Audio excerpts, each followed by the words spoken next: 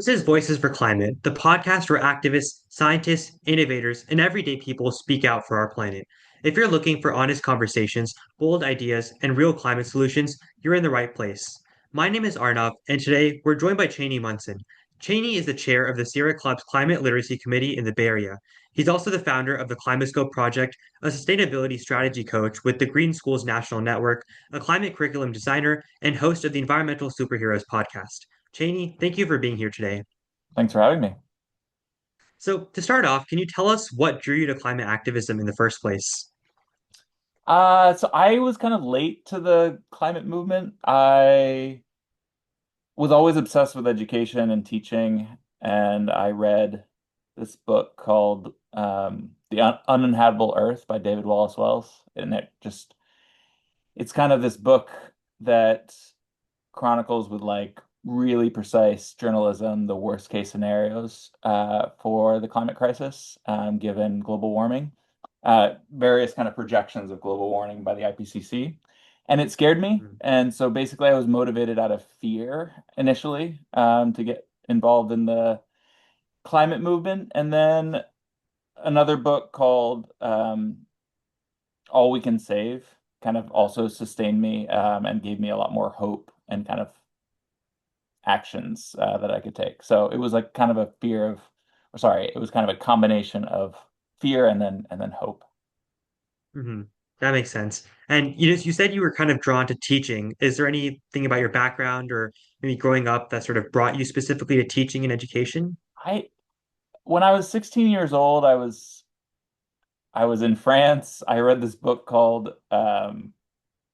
Sophie's World. It was like a philosophy book, and for some reason after it, I like got really inspired. I wrote pages and pages, and I couldn't stop thinking about education and about opening up my own school one day. And I basically dedicated my life to education and teaching and became a middle school English teacher for 8 years and then literacy staff developer for another decade or so. And I've just always been interested in education and teaching ever since I was a teenager. Well, that's really nice to hear. Can you tell us maybe more about kind of what that sustainability leader you mentioned, kind of what that entailed? So it started with using like a literacy. So my background is in literacy, so like helping Mm. teachers get excited about teaching reading and writing, helping students getting excited about the things they're reading and writing. And so I used literacy as a lens to think about what could students be reading and writing about to make the planet a cooler, more just, more green place. Mhm. And I thought that that would be enough, and then I quickly realized, well, I kind of slowly realized that like knowing the facts about climate change is not enough, that you have to do something with other people to both kind of for your own mental health, but also it's really kind of collective systemic action that's gonna really move the dial and give us any chance of kind of avoiding the worst case scenarios. And so trying to do that, trying to make it easier and more joyful for students and teachers to do that work in and outside of the classroom, kindergarten through 12th grade is kind of what I've been on about. And partnering with any organizations that are also excited and trying to do that similar work. Hmm. Yeah, I agree with what you said, especially your characterization about how it's sort of a collaborative movement. I think is really important when it comes to climate change. So, can you tell us kind of what drew you to the Sierra Club? Like how you found out about the Sierra Club and what your role is now as sort of the Climate Literacy Committee chair? Yeah, so I moved to California from New York City by way of London in 2020, in August of 2020. So it was like peak pandemic lockdown, peak wildfire season. It was the Mm-hmm. orange skies, Armageddon, lightning fire complex in California. And I was, I didn't know anybody. I was kind of like trying to get my feet on the ground work-wise. I was still working part-time, but trying to figure out what my role in California was. And I was trying to transition from literacy work to climate and sustainability work. And so I reached out to a few people, and somebody recommended that I reach out to the Sierra Club. Climate Literacy Committee, which I did, and it was headed by Sarah Rainey, who is now the chapter leader of the Sierra Club SF Bay Area chapter. Um, and so when she, anyway, they were like kind of the first community that made me feel less lonely. They like helped give me some professional context that turned into jobs for me. And so I have a special place in my heart for the Climate Literacy Committee, and that group of people. They initially really worked towards helping students and teachers and community members organize around passing climate literacy resolutions at school districts, and they were very successful in the Bay Area. And then Sarah Rainey got another job. She stepped down as the chair, and like I never thought that I would be whatever qualified or the right person for the job, but nobody put their name in the hat, and so I reached out to her, and she thought I would be a good fit. And so now we're like kind of moving away from passing resolutions towards figuring out implementation and how we actually support teachers and district level staff and students with doing the work of climate literacy and climate action and climate solutions in like in the curriculum, on campuses, in buildings, and how to help people visualize what that looks like in fun and easy ways. Mhm. Yeah, that sounds really cool. And I want to talk about the implementation, but before that, can you maybe explain what some of these resolutions were, what the outcomes of these resolutions were, and the steps that it took to kind of get there? So the resolutions are follow a similar template, but are depending on the school district very different. So all Mhm. of them kind of have a preamble that says like we are in a climate crisis and we are committed to climate literacy. Like at the most basic form, it's like a declaration that it's important. All right. And for some districts, that's kind of where it stops. Like there's not money behind it, there's no positions, there's no like policy. Berkeley Unified, part of the resolution established a position, which is really important if you actually want to see kind of any growth or movement in climate literacy Right. at a school district. Um, and so and then there's other policies that school districts pass around like food waste and sustainable buildings and reducing energy use and water usage. But the climate literacy resolutions were about saying that the teaching and learning of uh, the causes, effects, and solutions of climate change are important. Um, Unfortunately, like many of the resolutions are just that. It's a it's an aspiration, it's a statement of intent, but doesn't have any teeth behind it or money or positions. And so what we're trying to advocate for and organize around is figuring out pathways to more systemic policies that will actually lead to more implementation. Um, yeah. Yeah, no, that makes sense. And so then can you talk about how what your goals are in terms of implementation? Like, it seems like money is definitely very important, but it seems like many school districts are sort of unwilling or unable to give money for climate literacy. So how do you envision yourself and sort of the Sierra Club coming past that? Yeah, so there's a few ways we're approaching it. One is to organize people and get students, teachers, administrators, and community members in the same place to raise awareness, to raise money, and to advocate for stronger and better policies. So this year we're doing this kind of kickoff in October, which will be kind of a mini music festival with good food and good music, and we'll raise some money for teachers and students who are doing climate literacy work in the Bay Area. That will be kind of a launch for the school year, and then we'll have a series of virtual events that will keep uh, mainly teachers connected, kind of sharing best practices and ideas for how they're bringing climate literacy into the classroom. And Mhm. then through a number of leaders throughout the Bay Area, Nate Ivey, Eric Cavell, Ellen McCure, I'm definitely forgetting a couple. but they have organized over the past 2 years a climate literacy exchange, which is a an event that happens usually in March or April that brings together teachers, mainly teachers, some students, and some administrators, and they just share, they lead professional development and they share stories of how they brought climate literacy and solutions into the classroom, and it's extremely inspiring. And the last 2 years it was held at Chabot. There was about 120 teachers the first year, about 190 the next year. They're hoping to expand to 250. And through 10 strands and the California Environmental Literacy Initiative, we're hoping that we can kind of create a template where we can have these similar events throughout California, um, to bring together best practices and share stories and create community and hopefully add a little bit to the movement. It's a vast ecosystem, and it's about kind of trying to create connections between the different parts of the ecosystem. Right. No, that makes sense. And so, we're talking about a lot about climate literacy, but in your opinion, kind of what would you say is success when it comes to climate literacy and implementing these initiatives?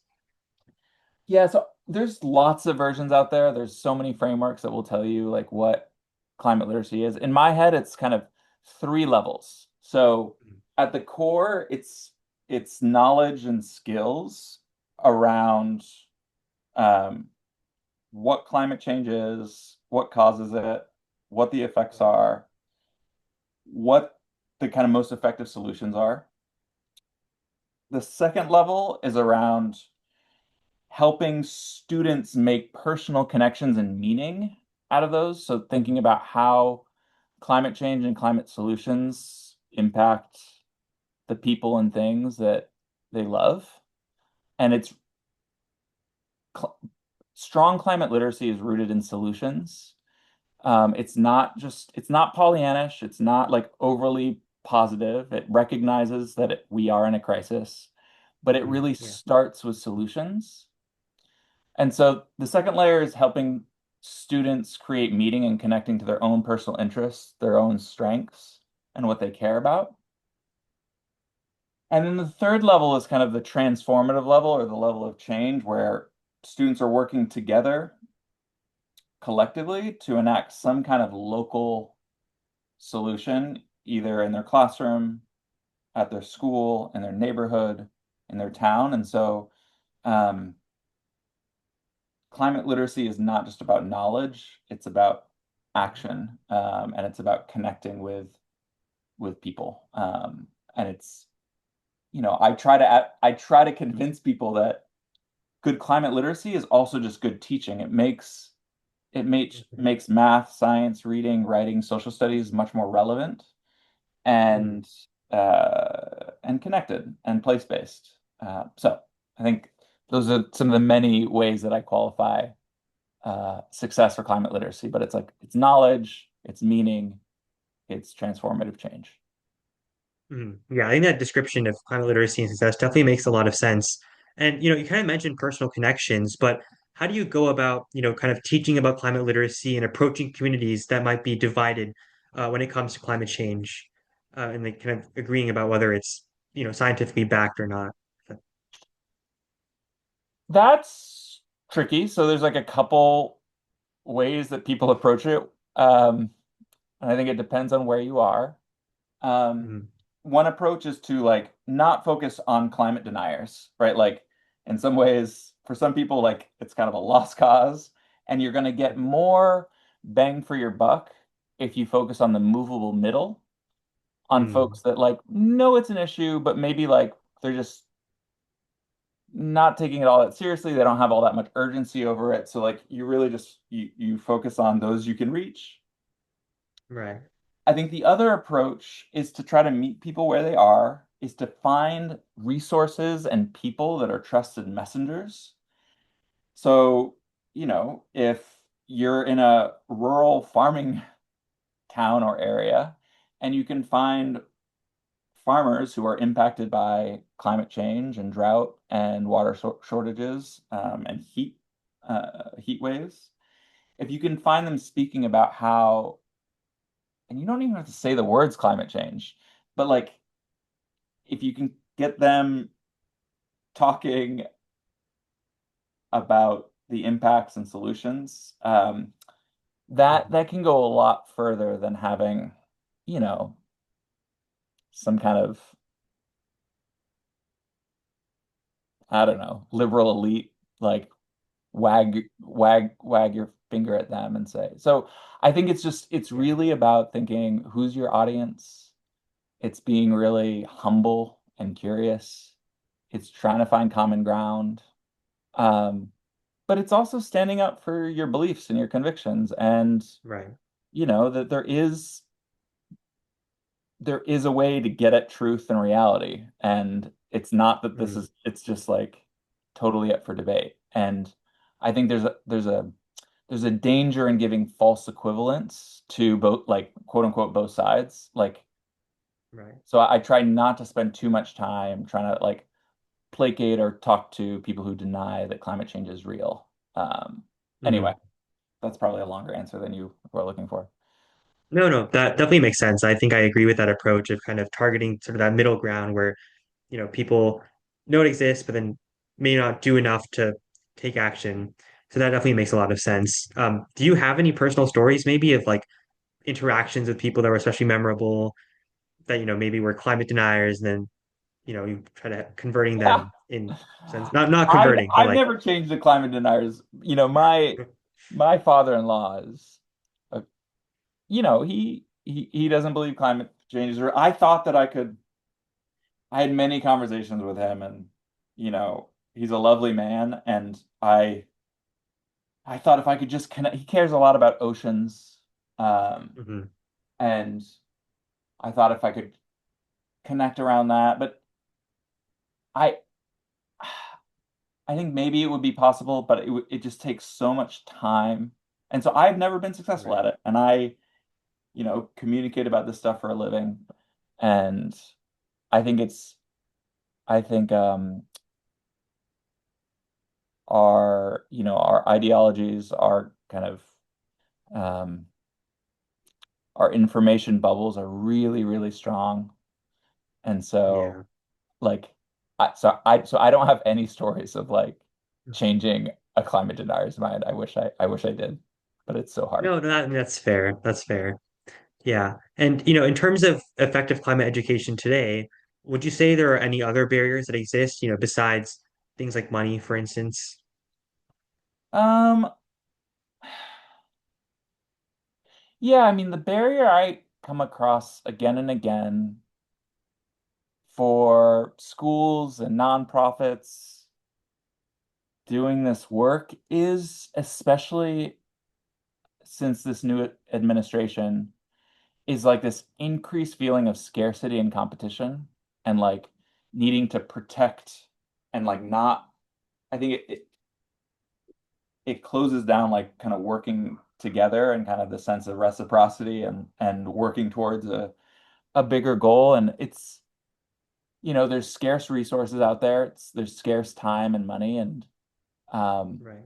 but it does mean that people are often like recreating the wheel, um Hmm. working in silos. And I don't know, it's probably naive, but I like constantly believe that like we can figure out some like big common things that we all share, and that if we could organize around some of these bigger goals, that we could share time and money and be a whole lot more effective. Um, yeah, so it's like the siloing, the kind of competition among people who really like agree with each other. Mm. And why do you think that competition exists? I think it's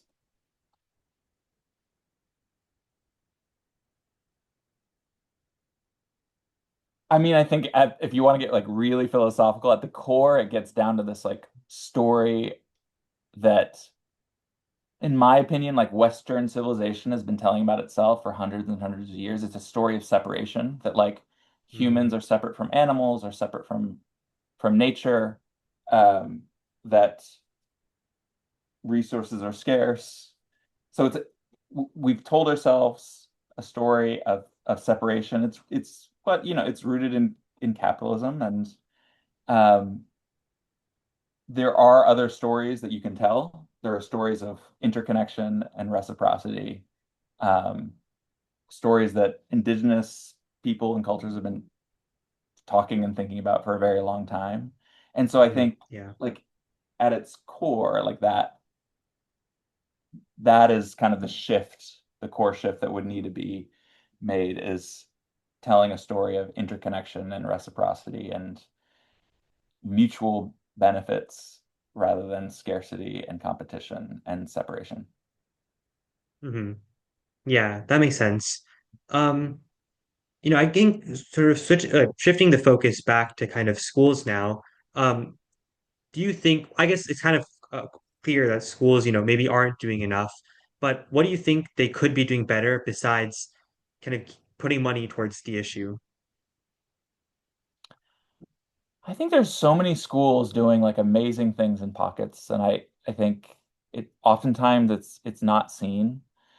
There's amazing teachers across the country, especially in California, doing really innovative things with curriculum of like connecting adopted curriculum in math, science, social studies, ELA, and figuring out ways to connect it to environmental literacy, sustainability, and climate change. There's really cool things happening with campuses and buildings and figuring out ways to reduce the environmental footprint of those buildings to make them more green. Um, there's some really great examples of that in San Mateo County. There's environmental charter schools which is a charter school network in Los Angeles.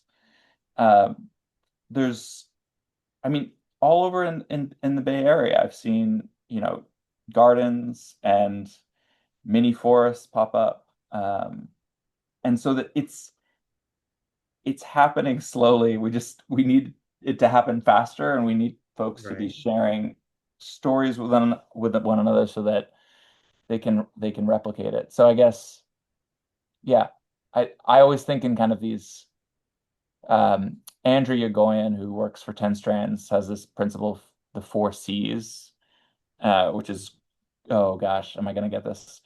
Curriculum, campus, community, and culture. And so thinking about Mhm. how to bring sustainability and climate literacy into those four interconnected kind of spaces. And that can be done with existing resources. You don't need more money to do a lot of those things. And California has passed a lot of policies that will mandate that schools, when they're building or rebuilding, to be more green and sustainable on their grounds and in their buildings. Hmm. Yeah, that's great to hear, that these policies and even smaller sort of movements do exist right now. But in the schools that maybe don't have these sort of things, have you noticed any maybe common misconceptions in terms of like climate change, climate literacy, and why these schools aren't doing more? Um, I mean, teachers, it's just like cliche to say this, but like teachers and educators and school leaders are strapped and asked to do so many things. They have so many pressures and requirements and mandates. And Mhm. so many schools are overwhelmed and exhausted.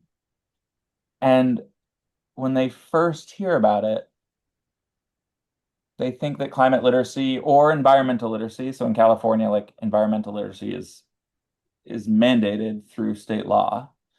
Um, but they think of climate literacy as like an add-on, which I think is Mhm. a misconception. I think there's a movement towards project-based learning and place-based learning. I believe that with a little bit of professional development, that it's you can really integrate sustainability and climate literacy into schools, that it doesn't have to feel like an add-on, that it can actually Mhm. feel really exciting and be kind of um, a joyful refresher uh, for teachers and administrators and remind them like why education matters and why this work matters, Yeah. and that sometimes with integration you can make things more efficient. So I've seen that in pockets, and it's, Mhm. it requires some time and thought and professional development, but I've seen it happen. And I work for a school in Belmont, Redwood Shores, a school called Nesbitt Elementary Middle School, and we've worked to integrate environmental literacy into their units through what's called a solutionary framework. So helping students kind of think about local problems and create Mhm. local solutions, all framed around environmental literacy. And it's been really joyful. And we've created showcases, and it's involved the community. And um, so it's possible there are models out there. We need to figure out ways to share those success stories, and those positive outliers so that Mhm. it can be amplified. And so, like, the work that you're doing with this podcast really matters. So thank you. Yeah, thank you for that. And, that's great to hear that, these things do exist, that students are benefiting from them. And so for young people that maybe don't have sort of these programs in place, kind of like you had at your elementary middle school, how do you think that those students can try to make themselves more climate literate, even if their schools don't teach these concepts well? Um, I would say like be resourceful. There's like so many smart people in your school buildings and in your communities. Like find your local community organizations that are have expertise and passion for climate solutions. Figure out, like, match it to your interests. If you're excited about engineering or about finance or about law or about nature and gardening or about oceans, like find the thing that like either you're good at or you want to be good at, or find the thing that you're really curious about, and you can find a climate solution that is connected to that. Like Mm. I would recommend not spending your time like on your phone or on screens trying to figure it out. Like I Mm. think human to human in-person interactions uh are going to be like the most uh productive and kind of rejuvenating and life-filling experiences, and will lead to networking, will lead to real knowledge, Yeah. experience. And so, yeah, I think thinking about that lens of like your strengths, interests, curiosities, and making real connections with real people and real organizations is the way to go about it. Hmm. Yeah, that makes sense. And then, my last question for you is, what advice would you give to someone, especially students who are kind of starting in climate work, and care about climate change, but don't know where to start, especially in terms of, making change at their schools? Um, I would say like try to find like-minded people, connect with like-minded people. Um, I mean, it goes back to my last answer around thinking about your passions and your strengths and your interests. Um, think about like talk to your the administrators and teachers in your building. Try to find an adult kind of cheerleader or champion who can help you navigate some of these systems, and think like if you can think about not so much small individual projects like a trash cleanup or like, I don't know, selling like natural lip balm for a fundraiser. This is just like examples I've seen in the past. Mm. Think about what are the systems in place. Think about food in the cafeteria. Think about your waste management systems. Like, and think about how could you organize a group of people, a small group of people, 4 to 6 people, around creating a really concrete change in your school or in your school district. And I think for some students I've worked with, they can take those skills and then figure out how to like make change within their town or city. Um, but it's really about it's like connecting with like-minded people, finding a couple of adults who can help you navigate the decision makers and the gatekeepers, um, Mhm. and then do some research about what are some of